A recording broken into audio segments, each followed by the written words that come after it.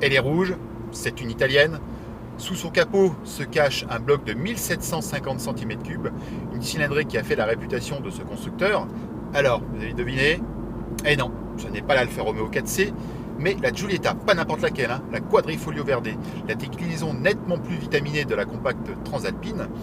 Néanmoins, même si elle a une fonction DNA qui permet de modifier le comportement dynamique de la voiture avec plus de répondants sur la pédale de droite, une direction qui sera fermée ou même une fonction launch control, le moteur est commun, c'est un bloc qui développe 240 chevaux associé à une boîte à double embrayage TCT, et ben on n'est pas du tout sur le même registre. Autant la 4C c'est une sportive ultra radicale sans concession, avec un équipement complètement réduit à sa plus simple expression, autant la Giulietta on est vraiment dans une philosophie GT. On n'est pas du tout dans quelque chose voilà, d'ultra sportif. Ça reste extrêmement polyvalent. On est dans une ambiance ici vraiment particulière, toute italienne, avec marqué l'instrumentation en italien, Benzina Acqua Giri.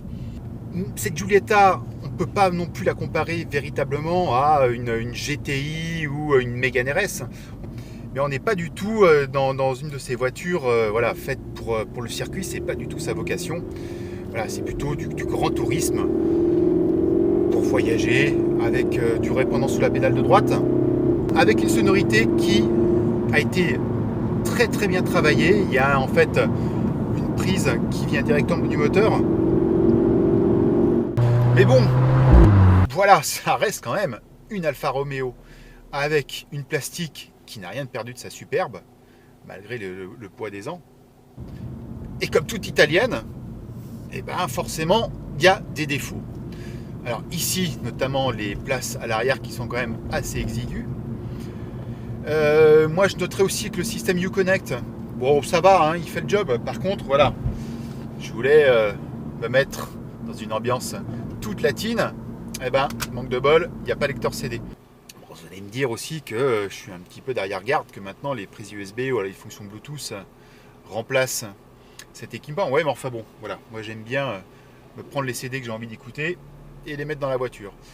Autre bas qui blesse, par exemple, voilà, tout à l'heure j'étais dans les embouteillages, mais j'aurais bien voulu quand même qu'il y ait un stop and start qui coupe le moteur, parce que il a quand même tendance à boire pas mal, hein.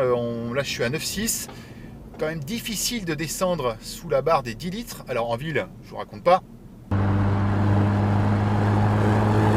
Il y a quand même quelque chose d'incroyable, de totalement irrationnel avec cette marque, qui ne se passe avec aucune autre. On lui pardonne tout. Bah ouais, c'est une Alpha.